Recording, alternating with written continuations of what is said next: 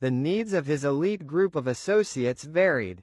To satisfy them, Epstein could present himself as a confidant, a broker of introductions, a gateway to a more luxurious lifestyle, or even a banker. According to U.S. prosecutors, he had also built a network of minor victims in multiple states to sexually abuse and exploit. Fame, power, sex and crime. The Epstein files are likely to reverberate for a generation, especially given the legion of questions about his abuse of women and the source of his money that remain unanswered. In an era of profound mistrust of elites, modern politics is already being shaped by the power of conspiracy theories.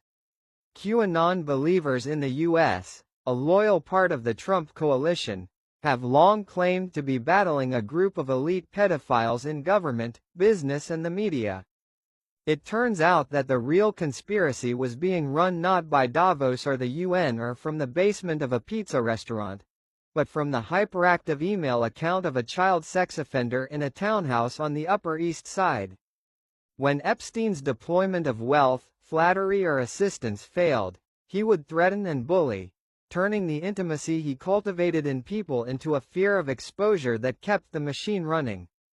Among the photographs on that table is a framed dollar bill signed by Bill Gates. The latest set of emails includes an unsent message where Epstein appears to allege that Gates tried to cover up a sexually transmitted infection, a claim Gates has called an attempt to entrap and defame him.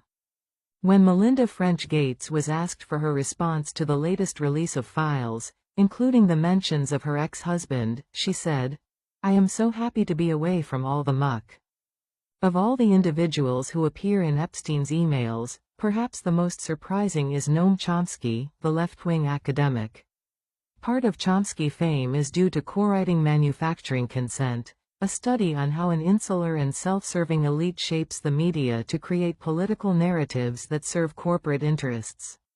Epstein appears to have won the confidence of Chomsky through what the linguist called many long and often in-depth discussions.